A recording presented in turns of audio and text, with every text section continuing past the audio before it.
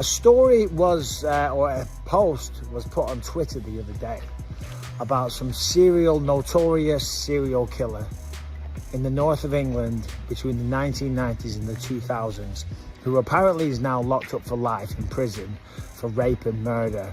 And he has been telling stories about the time he came to my house in the 1990s and tried to kill me. Now, the thing is, in the 1990s, around 1997, something like that, I lived in this little flat above a greengrocer's, and someone did knock on the door, spray me in the face with CS gas. They had a canister of petrol or gasoline, and he was trying to burn the place down. Then he pulled out a lump hammer, and I kind of fought him off, chased him out of the house, and that was that. And we found out later by the police when they investigated. Forensics came round.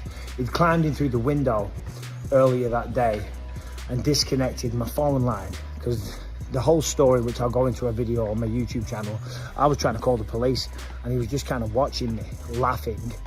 And then when he was kind of convinced that I was actually talking to someone, he dropped the petrol or the gasoline and pulled out a lump hammer and then came over towards me. Now, I didn't know who it was. The police never caught him. I had my theories at the time because, you know, I'd had a few little skirmishes with a few people here and there. So I had my theories, but no solid evidence. And then now, almost 20 years later, some serial killer is in prison, apparently saying it was him. Apparently it's a YouTube channel on true crime called That Story, something like that. What's that? Oh, That Chapter. That Chapter, my wife just reminded me. That Chapter. So if you know anything about this, anyone that knows it, That Chapter, or knows about this story about some bloody serial killer, let me know, because as I'm sure you'll understand, I'm dying to know more. But I'm going to do a YouTube video breaking it all down, going through the story in detail, what happened, and any updates we can find.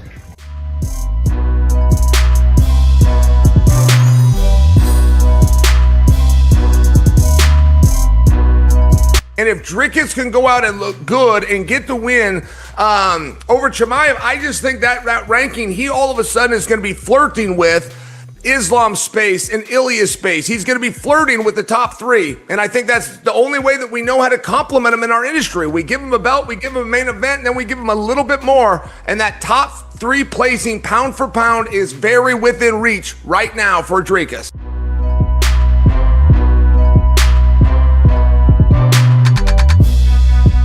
He is an electrifying force unlike anything I've seen in the fight game in my, 2 decades of being here. And he's fighting another guy in Dricus Du Plessis that always entertains and always brings the heat. What are your thoughts on what we're going to see? And ultimately, who do you like? UFC 319 Du Plessis v. Chimaev. Yeah, really, really excited for this fight.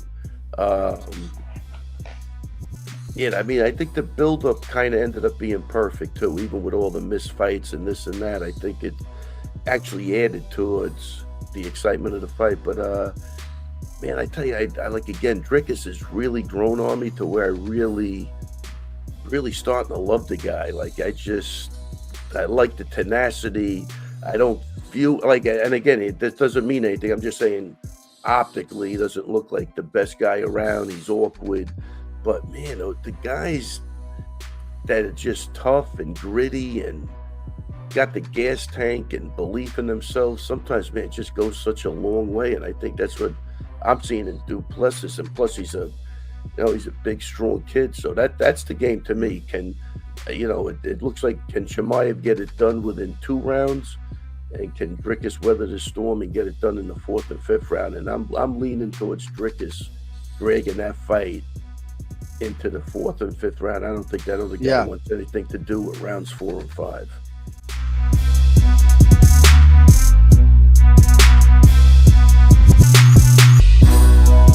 Which one would you prefer?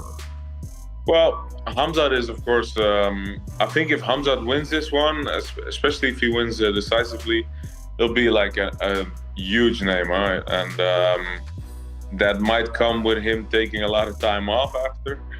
So it might be better if Dricus wins, and then we can fight in 4 to 6 months. That would be best, I think, yeah.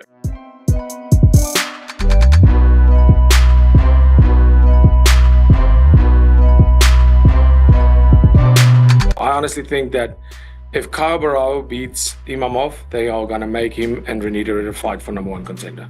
Given that relationship, If Imamov beats Kyle, they're gonna give him the title shot because it's time. okay. Given that relationship and that history, would you have any issues fighting RDR if you had to? No, not at all. Okay. I would fight my brother for my title if I have to. So And I would try to kill him, I promise you that. And he's my best friend. So the whole teammate thing, all that doesn't work in your world. No, it's when we get in there are no friends. There are no relationships in a fight.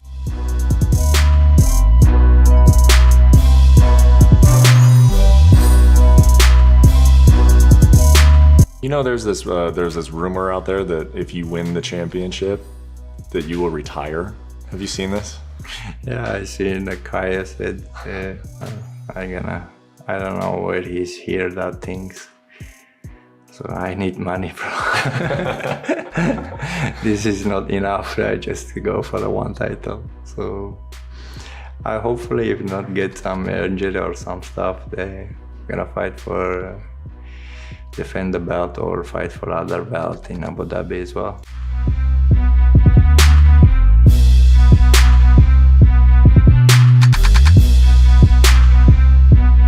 Of course you want to fight Ilya. There's a lot of momentum building towards that. You're doing your part, calling for it. But if you don't get Ilya, who do you think is the perfect opponent for you for a non-title fight?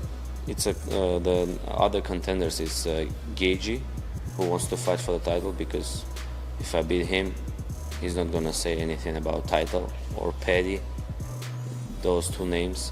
But Hooker, he's not on the title contender, but still, if they give me those three names, I'll fight. But they gotta tell me, if you beat this guy, you're gonna fight for the title, and they're not gonna like make fight Petty versus Ilya and me versus someone, because I wanna fight as soon as possible and then go to the title fight in the end of this year, because I'm ready right now. If they tell me September, I'm ready to go. September, any day, and I'm in shape. I train twice a day, like I said, and I'm just ready.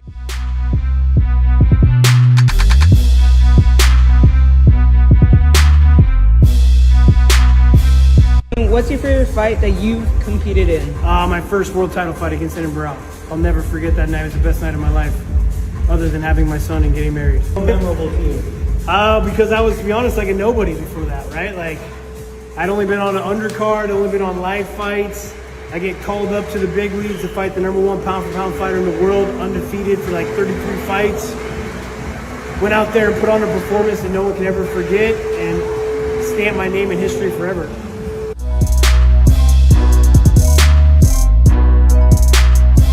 Islam, maybe my honest opinion, 1.5, 2 years, because age is gonna be October 34. Nobody gonna be sent. When time comes, they don't ask what's your name. Of course, I finished when I was 32. I don't even begin.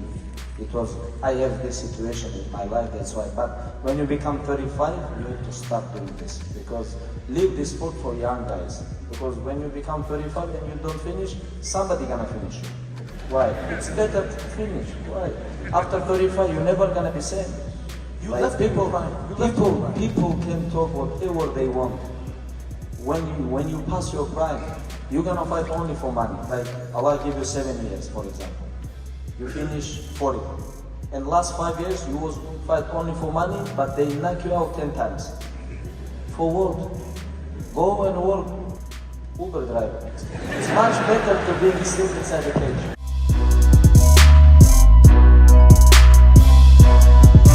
Давай.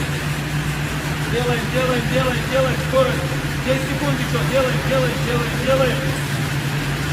Делаем, 5 секунд. Делаем, время.